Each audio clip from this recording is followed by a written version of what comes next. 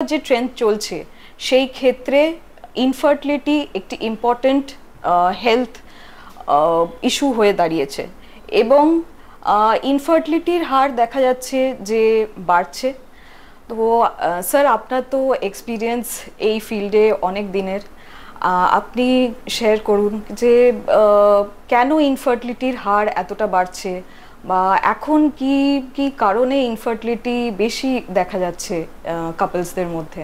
যখনই fertility, birth, জনসংখ্যা এগুলো নিয়ে কথা হবে, আপাত দৃষ্টিতে মনে হতে পারে যে আমাদের 150 কোটি ভারতবাসী, আমাদের জনসংখ্যা, ফার্টিলিটি এগুলো নিয়ে কি প্রবলেম হতে পারে।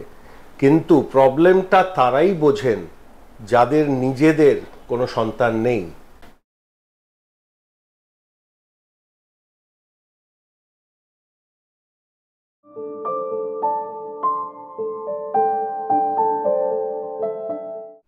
নমস্কার, আমি doctor Shabnam Parvin, consultant in reproductive medicine and surgery in Genome fertility centre. আর আজকে আমাদের সঙ্গে আলোচনায় আছেন এমন একজন ডাক্তারবাবু যার কোনো ইন্ট্রোডাকশনের দরকার নেই, ডক্টর রঞ্জিত চক্রবর্তী স্যার। আজকে আমরা আলোচনা করব যে এই যে এখনকার যে ট্রেন্ড চলছে সেই ক্ষেত্রে ইনফার্টিলিটি একটি ইম্পর্টেন্ট হেলথ ইস্যু হয়ে দাঁড়িয়েছে এবং ইনফার্টিলিটির হার দেখা যাচ্ছে যে বাড়ছে। তো স্যার, আপনার তো এক্সপিরিয়েন্স এই ফিল্ডে অনেক দিনের, আপনি শেয়ার করুন যে কেন ইনফার্টিলিটির হার এতটা বাড়ছে বা এখন কি কি কারণে ইনফার্টিলিটি বেশি দেখা যাচ্ছে কাপলসদের মধ্যে। নমস্কার, আপনাদের সবাইকে যেটা বলতে চাই যে যখনই ফার্টিলিটি, বার্থ, জনসংখ্যা এগুলো নিয়ে কথা হবে, আপাত দৃষ্টিতে মনে হতে পারে যে আমাদের 150 কোটি ভারতবাসী, আমাদের জনসংখ্যা, ফার্টিলিটি এগুলো নিয়ে কি প্রবলেম হতে পারে। কিন্তু প্রবলেমটা তারাই বোঝেন যাদের নিজেদের কোনো সন্তান নেই। আজকে আমাদের সোসাইটিতে প্রচুর উন্নতি হয়েছে, ইকোনমিক সিচুয়েশন পাল্টে গেছে, কিন্তু সেই সঙ্গে পাল্টে গেছে কেরিয়ারের কম্পিটিশন, বেঁচে থাকার লড়াই। আজকে নিজের পায়ে না দাঁড়িয়ে অনেকেই বিবাহিত জীবনে আসতে লেট করছেন, আসার পরেও স্টেবিলিটি খুঁজছেন, তারপরে লাস্টে আসছে ফার্টিলিটি ইস্যু। তাই জন্য লাস্ট 20-25 বছরে ইন্ডিয়াতে আমরা ক্রমশ বেশি সংখ্যক কাপলকে পাচ্ছি যারা কোনো না কোনোনে বাচ্চা হওয়ার জিনিসটাতে লেট করে ফেলেছেন এবং ইনফার্টিলিটির সমস্যায় ভুগছেন। তাহলে প্রথম দাঁড়ালো বয়স, বিয়ের বয়স পিছিয়ে গেছে, কেরিয়ারের চাপে বাচ্চা নেওয়ার ডিসিশন লেটে হচ্ছে।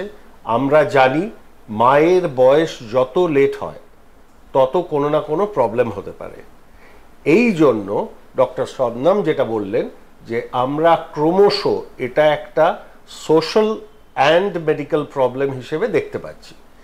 কিন্তু আজকের আলোচনা আমরা সেখানেই শুরু করব যে কারা, কখন, কিভাবে আমাদের হেল্প নেবেন এবং নিলে অবশ্যই খুব সুন্দরভাবে বাচ্চার মা বাবা হতে পারবেন। শাবনম, তুমি কি একমত এই ব্যাপারে? হ্যাঁ স্যার, এর মধ্যে একটা ছোট্ট অ্যানেকডোট দিতে চাই। প্রত্যেকবার পুজোর সময় আমরা বন্ধুরা সবাই একসাথে একটা গেট টুগেদার হয় এবং সেখানে ফ্যামিলি প্ল্যানিং রিগার্ডিং অনেক আলোচনায় হয়। তাদের কাপলস হিসেবেও হচ্ছে কি যে তারা এই ফ্যামিলি প্ল্যানিং, বিকজ সবাই তারা আইদার ইঞ্জিনিয়ার বা এমন কোনো সেক্টরে আছেন যেখানে একটা অ্যাম্বিশিয়াস গোল আছে। সাধারণত আজকাল হচ্ছে কি যে একটা পার্টিকুলার গোল লিস্ট থাকে যে বাই 30 আমাকে এই পজিশন অবধি যেতে হবে, বাই 35 এই পজিশন অবধি যেতে হবে। তো সেই ক্ষেত্রে যখন তারাও ডিসকাস করছে তখন খুব মজার ব্যাপার একটা যে হাজব্যান্ড ওয়াইফকে বলছেন কি দেখ, এই যত সময় পেরিয়ে যাচ্ছে সব সচিন, লয়ার, ইঞ্জিনিয়ার এরা তো সব বেরিয়ে যাচ্ছে, যেগুলো পড়ে থাকছে আমাদের সেগুলো দিয়ে ফিউচারে কি হবে কেউ জানে না। তো ওদের একটা আন্দাজ আছে যে এজের সাথে সাথে একটা ইরিভার্সিবল কিছু চেঞ্জেস হচ্ছে এবং সেইগুলো কোনো মেডিসিনের দ্বারা রিভার্স করা সম্ভব না, কিন্তু নানান কারণে তারা সেটা পিছিয়ে পড়ছে বা তাদের এই প্ল্যানগুলো পিছিয়ে পড়ছে, যার জন্য হচ্ছে কি যে পরবর্তীকালে তাদের প্রেগন্যান্সি আসতে অসুবিধা হচ্ছে। একটা তাদের এটাও মেন্টালিটি আছে যে মানে পিছিয়ে গেলে ঠিক আছে, পরে তো আইভিএফ করলেও প্রেগন্যান্সি চলে আসবে, কিন্তু যেই ফ্যাক্টরসগুলো রিভার্সেবল না সেই ফ্যাক্টরসগুলোর জন্য ইনফার্টিলিটি বা আইভিএফ এর যে সাকসেস রেট সেইগুলো এফেক্ট হতে পারে। দেখো, I am entirely agreeing with what you are saying. আমার প্রায় কলকাতা শহরে 30 বছরের কাছাকাছি প্র্যাকটিস। সারপ্রাইজিংলি আমি এখন এটা অনেককে বলি, যখন প্রথম শুরু করেছিলাম তখন আমাদের কাছে মেয়েরা আসতেন বাচ্চা হতে, তাদের মা মাসিরা আসতেন কোনো না কোনো গাইনি প্রবলেম নিয়ে। বিশ্বাস করবেন, আমি জানি না কেউ এটার উপর কাজ করছেন কিনা, আজকে আমার প্র্যাকটিসের 25 থেকে 30% মেয়ে ইজ এ টিনেজার। কেন? এই যুগের পরিবর্তন, লাইফস্টাইলের পরিবর্তনের সঙ্গে তুমি আরো ভালো করে বলতে পারবে এটা, যে এই পলিসিস্টিক ওভারি, এন্ডোমেট্রিওসিস, লেটে বিয়ে করা বাচ্চার জন্য ফাইব্রয়েড, এই প্রবলেমগুলো আমরা তো বিয়ের আগের থেকে ফেস করছি। তো এই যে গ্রুপ অফ পেশেন্ট যারা এখন টিনেজার আছেন, তারা অনেকে হয়তো জানেন না যে এগুলোর কি কনসিকুয়েন্স, কিন্তু আমরা তাদেরকে ভয় দেখাতেও চাই না। কিন্তু আমরা যেটা বলতে চাই যে যদি আপনার কোনো রকম ডিটেক্টেড ইলনেস আগে ধরা পড়ে, পলিসিস্টিক ওভারি, এন্ডোমেট্রিওসিস, ফাইব্রয়েড, সেগুলো চিকিৎসা করুন এবং ম্যারেজ প্ল্যানিং অ্যান্ড ফার্টিলিটি প্ল্যানিংটাকে হয়তো একটু আগে শুরু করলে আমাদের পক্ষে, বিশেষ করে শবনমের মতো ডাক্তারদের পক্ষে অনেকটা সুবিধা হবে। যাই হোক, প্রবলেম আছে, সলিউশন আছে। আমি শবনমকে জিজ্ঞেস করব যে আমরা যেটা করি, একজন কাপল বিয়ে হলে প্রথম 1 বছর আমরা তাদেরকে রেখে দিই, নিজেরা যদি ট্রাই করতে চান, অবশ্যই বয়স অনুযায়ী কত বয়সে বিয়ে করছেন তার উপর। আর 1 বছরের পরে আমরা কিছু মেডিকেল ট্রিটমেন্ট করি যদি সেরকম মারাত্মক কিছু না থাকে। কিন্তু আমরা যখন আনসাকসেসফুল হই তখনই কিন্তু আমরা তোমাদের হেল্পটা চাই। তা তুমি আমাকে বলো যে কখন কিভাবে এদেরকে আরো অ্যাডভান্সড কেয়ারে নিয়ে আসা দরকার এবং আনলে তুমি কিভাবে আমাদেরকে হেল্প করতে পারো। স্যার, ইউজুয়ালি যেটা আমরা দেখি যে এজ একটা ইম্পর্টেন্ট ফ্যাক্টর, তো সেই হিসেবে আপনি যেরকম বললেন 1 বছর তারা নিজেরা ট্রাই করছে। যদি 35-এর বেশি হয়ে যায় তখন আমরা বলি কি যে সেই ন্যাচারালি ট্রাই করার পিরিয়ডটা 6 মান্থসে নামিয়ে আসতে। 40 ইয়ার্সের বেশি হলে সেটা ইমিডিয়েটলি ইনভেস্টিগেশনসের মধ্যে যায় এবং কিছু বেসিক ইনভেস্টিগেশনস আমরা করে দেখি যেটাতে বোঝা যায় কি যে ইনফার্টিলিটির কারণ কি। তো সেখানে একটা তো হচ্ছে ওভিলেশন হচ্ছে কিনা, একটা টিভিএস করে আমরা দেখি যে কোনো ফাইব্রয়েড, যেরকম আপনি বলেন এখন খুবই কমন, এন্ডোমেট্রিওসিস, পলিসিস্টিক ওভারি, এইগুলো তো দেখতে পাওয়াই যায় এবং সেই রকম কিছু আছে কিনা, টিউবাল কোনো ব্লকেজ আছে কিনা, সেরকম টিউবাল পেটেন্সি টেস্ট করে দেখি আমরা। এবং যেটা অনেকেই জানেন না যে 50% কেসে হচ্ছে মেল ফ্যাক্টরও থাকতে পারে এবং সেই ক্ষেত্রে একটা বেসিক সিমেন অ্যানালিসিস করতে, যেটা একটা নন ইনভেসিভ টেস্ট, সেটা করলেই ধরা পড়ে যায়। এই জায়গাটাতে আমি তোমাকে ইন্টারাপ্ট করব। আমাদের সোসাইটির অনেক ভালো সাইড আছে আর 2-একটা বাজে সাইড আছে। আমার অভিজ্ঞতা বলে যে একটা কাপলের যখন বাচ্চা আসছে না, প্রথম ব্লেমটা যায় কিন্তু মেয়েটির উপর। আমরা কখনো ভেবে দেখি না যে এক হাতে তালি বাজে না, সমান ইম্পর্টেন্ট রোল হাজব্যান্ডের। And due to lifestyle, smoking বিশেষ করে অনেকেরই, এবং অল ওভার ওয়ার্ল্ড এখন যেটা দেখা যাচ্ছে লাস্ট কিছু বছর ধরে, যে সিমেন কাউন্ট ড্রপ করছে। সেই জন্য শবনম যেটা বললেন যে যদি ইনভেস্টিগেশন চালু করা হয়, আমরা বয়সের হিসেবে করি, এক্স্যাক্টলি ওরকম বয়সের স্টেজ দেখে, কিন্তু ছেলেদের সাইডটাও কিন্তু টেস্ট করতে হবে। আমার অভিজ্ঞতায় বলে মেয়েরা মেডিকেল প্রবলেমে গাইনোকোলজিস্টের কাছে খুব সুন্দর ওপেন আপ করেন, কিন্তু ছেলেরা লাজুক। This is my findings. আর সিমেন্ট টেস্ট করতে বললে অনেকেরই যেন একটা কিরকম, নয় লজ্জা লাগে নয় ইগোয় লাগে। এটা কিন্তু ডাক্তারি, এর মধ্যে লজ্জার কোনো জায়গা নেই। আমরা সবাই একই সঙ্গে আপনাকে এই গোলটাতে হেল্প করতে রেডি আছি। এবার তুমি আমাকে বলো যে আমাদের ন্যাচারাল ট্রাই করার এটা যখন ফেল করে, তোমরা কিভাবে ডিসাইড করো যে কতটা কাকে নিয়ে এগোবে? অবভিয়াসলি ডিজিজ থাকলে তার ট্রিটমেন্ট থাকবে, কিন্তু তোমাদের এখনকার দিনে যেসব চিকিৎসা, তাতে কিভাবে এদেরকে হেল্প করা যায় কিংবা করে থাকো? অনেক সময় যখন পলিসিস্টিক ওভারি দেখছি বা মাইল্ড এন্ডোমেট্রিওসিস দেখছি, সেই ক্ষেত্রে ওভিউলেশন একটা প্রবলেম হয়। এবার যদি দেখছি যে সিমেন প্যারামিটার্স ঠিক আছে, টিউবাল ব্লকেজ কিছু নেই, তখন ইনিশিয়ালি আমরা কিছু ড্রাগস দিয়ে স্টার্ট করি যে ওভিউলেশন ঠিকঠাক হচ্ছে কিনা, এবং সিরিয়াল ফলিকুলোমেট্রি করে দেখি কি রাপচারটা কখন হচ্ছে, সেই হিসেবে টাইম ইন্টারকোর্স করতে বলি। ইনিশিয়ালি ফার্স্ট 3 to 6 মান্থস এটাতে যদি রেজাল্ট না আসছে, তখন সেকেন্ড আমরা এআরটি প্রসিজার্সে এগোই, যে আইইউআই বলে একটি প্রসিজার আছে যেখানে ইন্ট্রা ইউট্রাইন ইনসেমিনেশন করা হয়, যেখানে যখনই রাপচার হচ্ছে সেই সময় আমরা হাজবেন্ডারি সিমেন নিয়ে সেইটাকে প্রসেস করে যেটা ভালো মোটাইল স্পার্ম আছে সেটা ইউট্রাসের ভেতরে। তাহলে আমি একটা কথা এটার থেকে বলতে পারি তোমারটা শুনে, যে আমরা প্রথম কিছুদিন বয়সের হিসেবে এবং কতদিন ট্রাই করেছেন হিসেবে কাপলকে সেই বুঝে গাইড করব। সেকেন্ড হচ্ছে, ইনফার্টিলিটি সেন্টারে আসা মানেই কিন্তু একগাদা প্রসিডিওর নয়। অনেকেই ভুলটা করেন যে গেলেই আইভিএফ করে দেবে, তা কিন্তু নয়। আমরা সাবনামরা পেশেন্ট সিলেক্ট করে আমরাও কিন্তু ওষুধ ইউজ করি, কিন্তু সেই ওভিউলেশন মানে ডিম্বাণু তৈরি করার যে ওষুধ, সেই ওষুধ সুপারভিশনে করাটা বেটার। কারণ এরা রেগুলার আল্ট্রাসাউন্ড করে আমাদের বলে দিতে পারেন যে ওষুধ কাজ করছে কিনা, ওভিউলেশন হচ্ছে কিনা এবং কবে হচ্ছে। তো basically it is like you are giving a guidance to us, মানে to the patient and to the doctors. এতে যদি কাজ না হয় then you think about procedure, মানে আরেকটু তার মানে তুমি নেক্সট ডিসাইড করবে যে আইইউআই করবে কিনা। তুমি যদি আইইউআইটা একটু আমাদেরকে বলো কি ব্যাপারটা, কারণ অনেকেই জানতে চান যে আইভিএফ টেস্ট টিউব বেবিটা অনেকেই জানে, কিন্তু এই ছোট ছোট প্রসিডিওরগুলো সম্বন্ধে আমাদের কারোরই অনেকের ক্লিয়ার আইডিয়া নেই।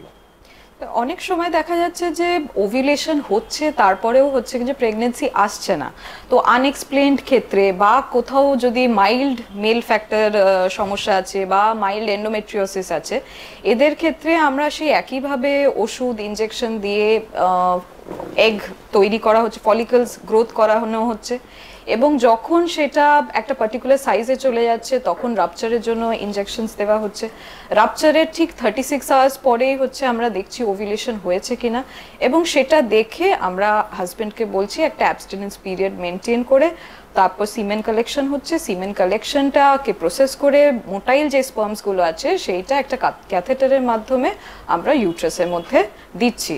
এখানে অনেকেরই মানে যখনই আমরা এআরটি প্রসিজার বলি, আইভিএফ বলুন বা আইইউআই বলুন, তখন মানে কিছু কাপলসদের এটা একটা ধারণা আছে যে এআরটি প্রসিজার মানে নিজের স্পার্ম দেওয়া হবে না। তো তারা প্রত্যেকবারই এসে জিজ্ঞেস করে কি যে আমারটাই দেওয়া হবে তো, বা আমার হাজবেন্ডেরটাই দেওয়া হবে তো। তো সেইটা মানে একটা ধারণা হয়ে গেছে কি যে এআরটি প্রসিজার মানে হচ্ছে অন্য কারোর স্পার্ম দিয়ে দেওয়া হবে। একদম, কারণ অন্য কারো স্পার্ম ইউজ করা যেখানে হয়, যেটা আর্টিফিশিয়াল ডোনার দিয়ে মানে স্পার্ম ব্যাংক থেকে, সেখানে আপনাদের পারমিশন ছাড়া, আপনাদের লিখিত অনুমতি ছাড়া আমরা কখনোই এটা করি না।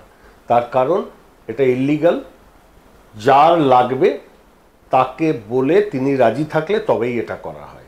তার মানে বেসিক্যালি ব্যাপারটা হচ্ছে যে প্রথম যে প্রসিডিওরটা শবনম বললেন আইইউআই, সেটা কিছুই না, আপনার স্পার্ম সঠিক সময় ওভিউলেশনকে নিজেদের ফলো আপে দেখে জাস্ট যে পথটা স্পার্মকে ট্রাভেল করতে হয় স্পার্ম সেলসকে, সেইটা শবনমরা এগিয়ে দিচ্ছেন যাতে meeting distance between egg and স্পার্মটা অনেকটা কমে যায়। তো স্পার্মের ট্রাভেল যদি কমে যায়, বেশি কোয়ালিটির স্পার্ম যদি এগে রিচ করে, আপনার ন্যাচারাল ফার্টিলাইজেশনই হচ্ছে, প্রেগনেন্সিটা আপনিই তৈরি করছেন, আমরা শুধু ফ্যাসিলিটেট করছি। আমি তো মনে হয় যে আইইউআইটা ইজি করার জন্য এইভাবেই ভাবা যেতে পারে। এবার প্রশ্ন আসছে যাদের কয়েকটা সাইকেল আইইউআই করা হলো কিন্তু প্রেগনেন্সি এলো না, তখন তো নিশ্চয়ই তোমাকে সিচুয়েশনটা রিভিউ করতে হবে, করে তারপর তুমি কি কি আমাদের অফার করবে। স্যার আইইউআই তেও আসছে না, তখন আমাদের বাকি কোনো ফ্যাক্টরস মিস হয়ে যাচ্ছে কিনা সেই জিনিসগুলোও আমরা দেখে নিই। অনেক সময় আমরা একটা 3D আল্ট্রাসাউন্ড করে দেখি কি যে ইউট্রাসের ভেতরে কোনো সমস্যা, কোনো পলিপ বা ছোট ফাইব্রয়েড সেরকম কিছু দেখা যাচ্ছে কিনা। তারপরে আমরা যেটা ডিসাইড করা হয় যে অন্য কোনো কজ পাওয়া যাচ্ছে না, তখন হচ্ছে আইভিএফ লাস্ট অপশন হিসেবে আমরা ভেবে থাকি।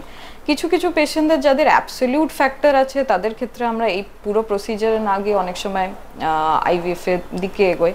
এবং আইভিএফ শুরু করার আগে কিছু কিছু অ্যাডভাইস আমরা করি, মানে যেরকম লাইফস্টাইল চেঞ্জেস বা এইগুলো হচ্ছে কি যে একটা ইম্পর্টেন্ট রোল প্লে করে। প্রথমেই পেশেন্ট এসে জিজ্ঞেস করে কি যে আইভিএফ এর সাকসেস কত, মানে এতটা টাকা খরচা হচ্ছে, প্রেগনেন্সি আসবে তো, বা একটা ফেলিয়ার হলেই তখন বলে কি যে কেন এলো না।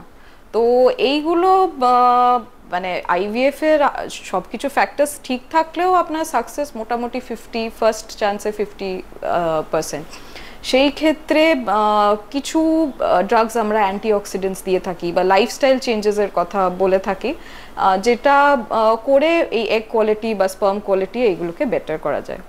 স্যার আপনাকে মাঝে মাঝে নিশ্চয়ই পেশেন্টরা যখন স্মোকিং এর ব্যাপারে আপনি বলেন কি যে যে কোনো অ্যাডিকশন স্টপ করতে হবে, তখন তারা কি বার্গেন করেন কি যে? না, বেসিক্যালি যেটা হয়, আমি যখন দেখি সিমেন্ট কাউন্টে প্রবলেম আছে তখন হাজবেন্ডকে স্মোকিং ড্রিঙ্কিং এর সঙ্গে অতটা এফেক্ট নেই, কিন্তু যখন জিজ্ঞেস করি তখন হাজবেন্ড মুখ খোলার আগেই পাশ থেকে বউ বলতে শুরু করে দেয়। আর এই যে তখন আমাকে অনেক হাজবেন্ডই বোধহয় নারদ ভাবে, কারণ বউয়ের কানে যদি কোনো কথা তুলে দেওয়া যায় তাহলে হাজবেন্ডের জীবন অতিষ্ঠ হবে। বাট একদিকে ভালো, কেউ আমাদের হয়ে ফ্যামিলিটাকে এইগুলো হ্যাবিট থেকে মডারেট করে বার করে আনবেন। আমি যেটা তোমাকে বলতে চাই, এই যে কথাটা তুমি বললে যে লোকের একটা ভুল ধারণা আছে এখানে, মানে ইনফার্টিলিটি সেন্টারে এলে অন্য সিমেন ইউজ হবে কিংবা বাচ্চাটা আমার হবে না, এটার জন্য কিন্তু আমরাই দায়ী। মানে বেহিসেবিভাবে এই ইনফার্টিলিটির সেন্টার আনকন্ট্রোল কোয়ালিটি ছাড়া অনেক জায়গায় কিন্তু এমন সন্দেহের কাজ করে যেগুলো অবভিয়াসলি আমাদের মতো অর্গানাইজেশনে ভাবাই যায় না। যারা ভালো কাজ করেন তারা কখনোই এগুলো করবে না। আর আইভিএফ এরও আমার মনে হয় লোককে বোঝাতে হবে যে এটাও আপনারই বাচ্চা। ইন ভিট্রো ফার্টিলাইজেশন, ডাক্তারি এই কথাটার মানে হচ্ছে এগ আর স্পার্ম যেটা আইইউআইতে কিংবা ন্যাচারাল ইন্টারকোর্সে আপনার পেটের মধ্যে হচ্ছিল, সেই জিনিসটাই আপনার ডিম আপনাদের স্পার্ম দিয়ে আমরা বাইরে ফার্টিলাইজ করে আপনার বেবি আপনার ইউটেরাসে পাঠিয়ে দিচ্ছি। সো সোজামাটা কথায় আপনারই বাচ্চা, আপনাদেরই তৈরির হেল্পটা শুধু আমাদের ল্যাবে হচ্ছে। তার মানে আরেকটা কথা জানতে হবে যে যেহেতু বাচ্চাটা ফরমেশন হচ্ছে ল্যাবে, এমব্রায়োলজিস্ট, ল্যাবের কোয়ালিটি, ল্যাবের ইকুইপমেন্ট, প্রসিডিওর, এগুলোর বিশাল রোল আছে সাকসেস।